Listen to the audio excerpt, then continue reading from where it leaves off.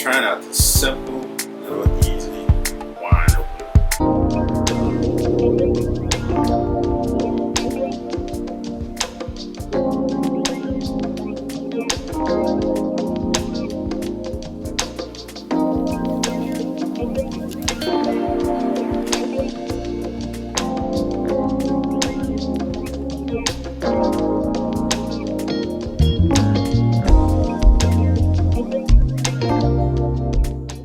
Alright, so today we're going to be trying out this nice little electric wine.